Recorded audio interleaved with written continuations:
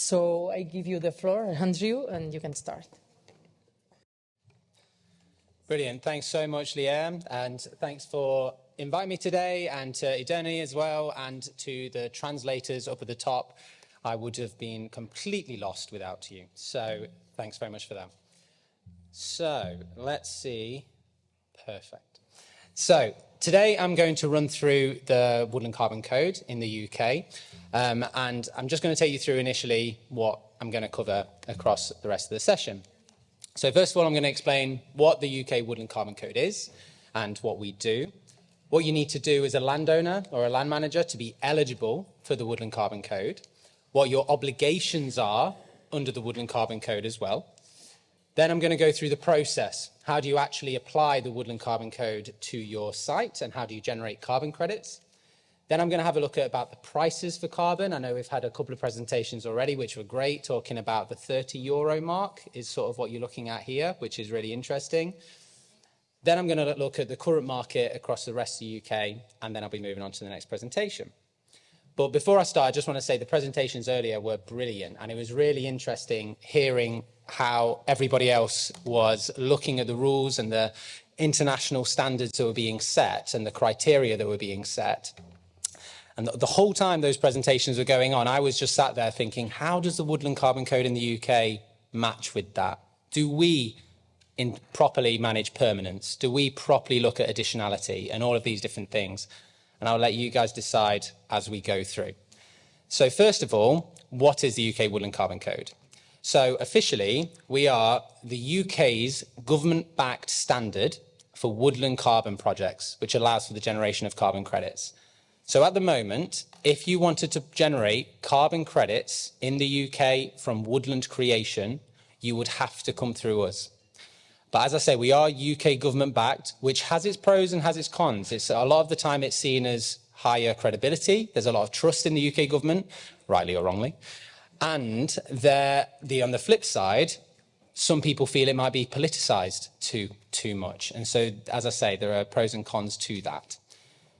But the generation of these carbon credits, as you'll all know, will allow companies to become net zero, carbon neutral, carbon negative, if they go that step further. And so, in my mind, it's always really important to consider it from the company's perspective, because without the company demand, there is no carbon market. We can be as credible and as rigorous with our science and as purist as we want with our durability, permanence, etc. But without the company's buy-in, there is no carbon market at all. So, our credits, and it's been really interesting hearing about the different types of credits. We've talked about ex ante and ex post. We've talked about permanent credits and temporary credits. So for the Woodland Carbon Code, just as a starting point, one credit represents 1 tonne of carbon dioxide equivalent. The equivalent obviously incorporating other things like methane, nitrous oxide, other greenhouse gases. But what we allow for, so we're only permanent credits, we don't allow for any temporary credits, but we do allow for both ex ante and ex post. Now, I'll come back to that in a moment, but what we have are pending issuance units, PIUs, and woodland carbon units, WCUs. So just before I jump into that, just to very briefly explain the structure and how it works in the UK. I won't dwell on this too long. But first of all, so I work for Scottish Forestry, which is the government department for the whole of the UK governing the Woodland Carbon Code. But we're very closely supported by Forest Research, which I know many of you may have worked with in the past anyway. They've been around for over 100 years now, and they've got some fantastic research on yield models and growth rates of different trees in different locations, on different soils, different elevations. And so we rely heavily on their research to inform us in our decision making. Next of all, we work very closely with the Forestry Commission in England, the Department for Agriculture, Environment and Rural Affairs in Northern Ireland, and then Natural Resources Wales in Wales. And so all 4 of these countries all work together for the code. But the reason I've included it here is just to highlight how complicated it can be. I mean, I'm preaching to the converted, I'm sure, but how complicated it can be having 4 different countries within a country all with their different rules and regulations, all with different definitions for what is deep peat, all with different definitions to what is a woodland. And trying to shunt those together can be really challenging. So just to go back to the ex ante, ex post. So obviously, woodlands take time to grow. So when you plant your woodland initially, you haven't sequestered any carbon. More than likely, you've actually emitted some carbon through your soil disturbance, your use of tree shelters, fencing, that sort of thing. So we account for all of that. So we say you have essentially what's known as a carbon debt that must be paid off before you can then be generating actual credits to be sold.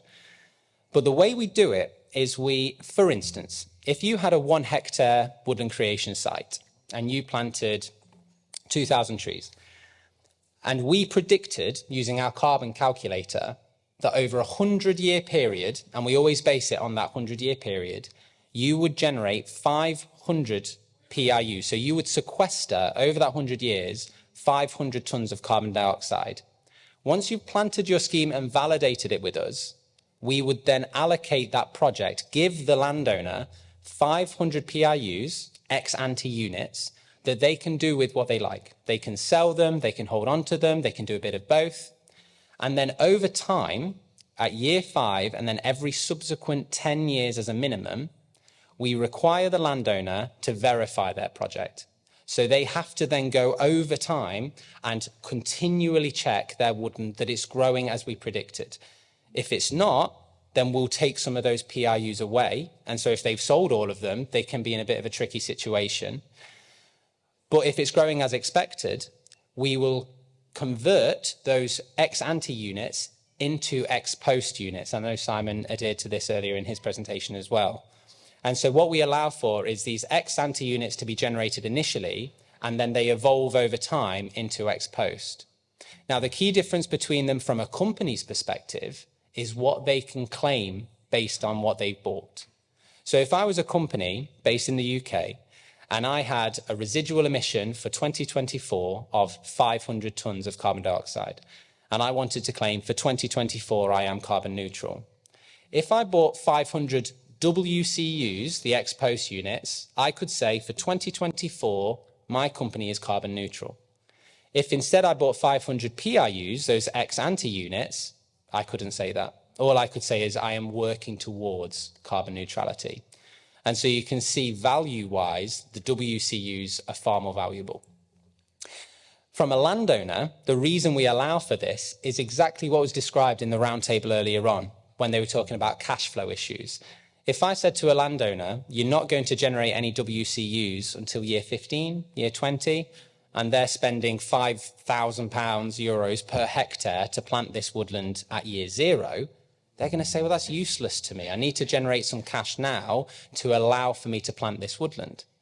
So allowing for the generation of ex ante units allows the landowner to sell those units to companies, so the landowner can generate some cash early on, whilst the company, it helps them plan their carbon neutral journey into the future.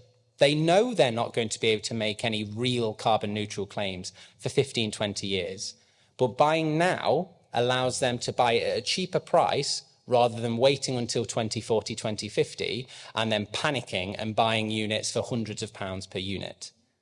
So I'll come at the end of the presentation, I'll talk about the actual value of these units and the main factors affecting them. But that gives you an idea as to how we handle that ex ante, ex post conundrum. So next of all, just looking at eligibility. So the Woodland Carbon Code only deals with new woodland creation at the moment. Now, there are a lot of calls to say, well, what about improved woodland management? There's a lot of carbon that could be locked up if you went into your woodland and managed it more effectively.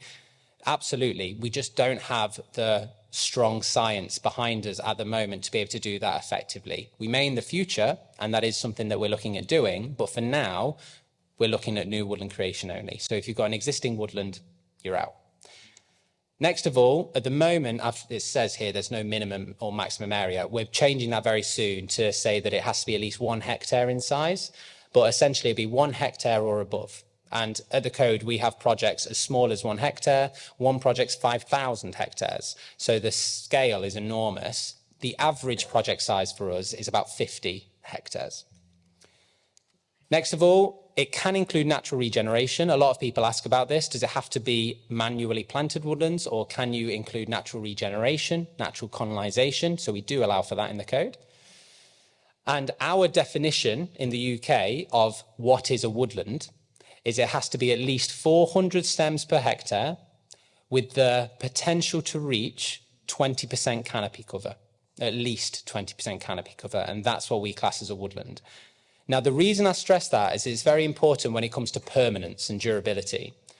If it's classed as a woodland, as we have described it here, then it is protected in UK law by the felling licence regulations, which means if I was a landowner, I generated a load of credits from this and then thought, you know what, I'm just going to cut it all down and start farming again. They'd be breaking the law. Not just a carbon contract, they'd be breaking the law.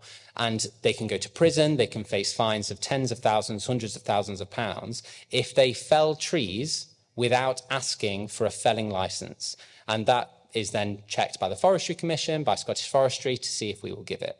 So that's just really important in terms of ensuring that permanence. We're trying to align with our laws in the UK more widely. And then it must be additional, which I'll come on to in a sec. I think I'll come on to it now. There we go. So, additionality.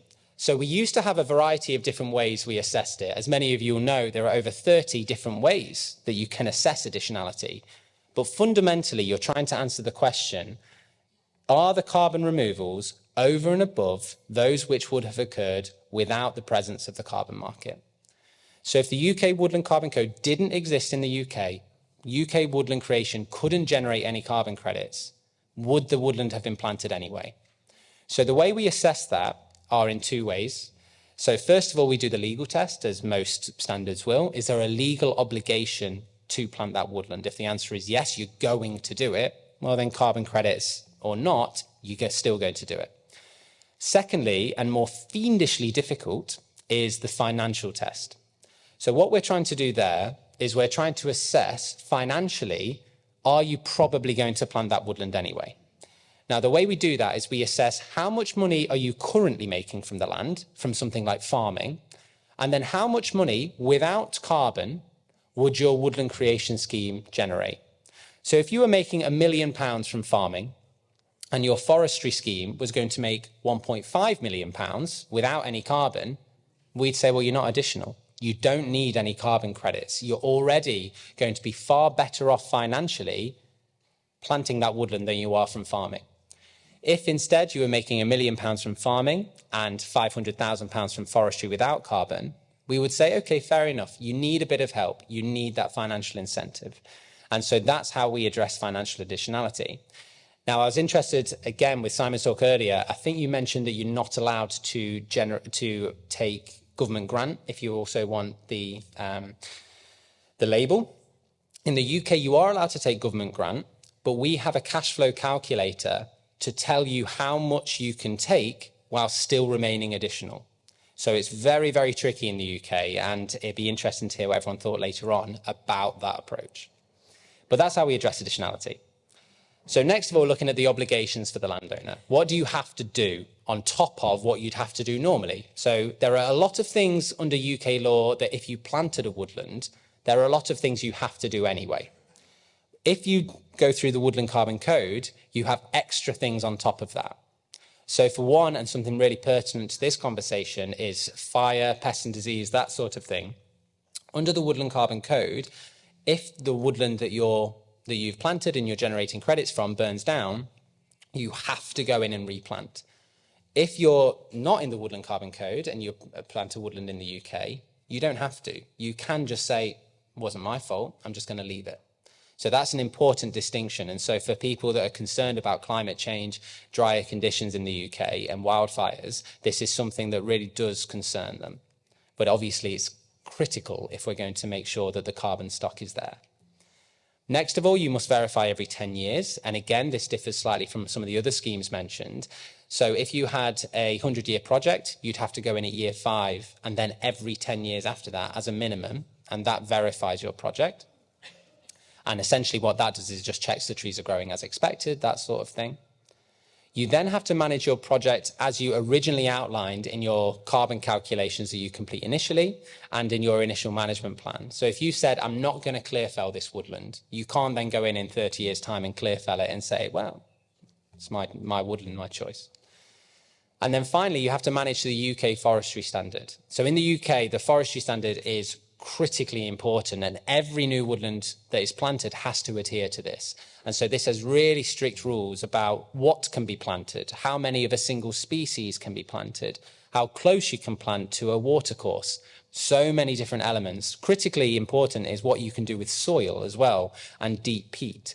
And I should actually mention here, now I mentioned deep peat, so we're the only code in the UK that can generate credits from woodland creation. We also work very closely with the UK peatland code that do re-wetting and regeneration of peatlands in the UK, because peatlands in Scotland in particular emit a huge amount, degraded peatlands, emit a huge amount of carbon dioxide. And so they generate carbon credits as well. And both of us together are on the UK land carbon registry. So we're the only two verified carbon credit types that can be used by companies in the UK to offset their carbon emissions. Next of all, the process. So I've kind of hinted at it already, so I won't go into too much depth before this. But first of all, you have to register with us before you plant your woodland. Then you have to plant within 3 years. And then by year 5, you must verify your woodland. And then, as I've said already, verify it every 10 years. And so you can see down at the bottom there, talking about convert PIU to WCU. So that's that at that validation within 3 years. You've planted your woodland, you validate, you then generate your PIUs, your ex-ante units. And then over time, you're converting them gradually into ex-post units that can be used by companies. Next of all, just looking at the carbon prices, what people are really interested in. So we had a piece of work conducted by Ecosystem Marketplace last year, looking at the last 3 years' worth of transactions. And the average price for 2023 was just over £25 per unit. Now, that's all types of unit. That's not just ex post, that's ex ante as well. And so I'll come onto it later on, but the range in prices was enormous. Some people were selling carbon units for £70, £80 per unit because they were selling WCUs, they were selling ex post units. So this is an average across all types of unit. Per hectare, oh, okay, there you go, £10 to £70+ per unit. Per hectare, you can generally generate anywhere from 100 units per hectare to 5, maybe even 600 units per hectare, depending what you've planted. And so, bit of maths, you can generate anywhere from £1,000 to £35,000 per hectare. So you're talking quite big money for landowners if they really want to get involved in this and they're quite savvy with how they sell their units. Next of all, just looking at the co-benefits, something that's been mentioned a lot, biodiversity, social, economic benefits, water. So the way we address this in the Woodland Carbon Code is our Woodland Benefits tool.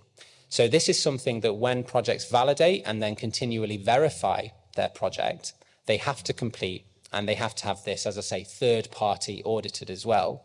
And they're scored out of 5 for each of these different categories. So we've not really talked much about bundling versus stacking today in terms of the other ecosystem services. So if I was to generate a carbon credit on this land, could I stack on top of that a biodiversity credit? At the minute, we don't do that. What we allow for is bundling. So we say, well, you bought a carbon unit, but bundled in with that, it has all of these other benefits as well. So that may change in the future, but at the moment, that's how we address these co-benefits. And so if you were to have a carbon unit with all of these co-benefits at 4s and 5s, those units are going to be far more valuable to companies to buy. And then finally, just looking at the current market and how it looks across the UK. So this map is a year out of date already, but gives you an idea as to the spread of the different projects in the UK. The lighter the green, the earlier they are in the process. So we've got over 2,000 projects now registered with us, but only 463 of those are validated. So we've got 1,500 that are just going through that process at the moment. We have nearly 80,000 hectares of new woodland creation, again, 32,500 hectares of which has been validated. So that's expected to sequester 26 million tonnes of carbon dioxide equivalent over their lifetime. And so only 11 million tonnes of that so far has been validated.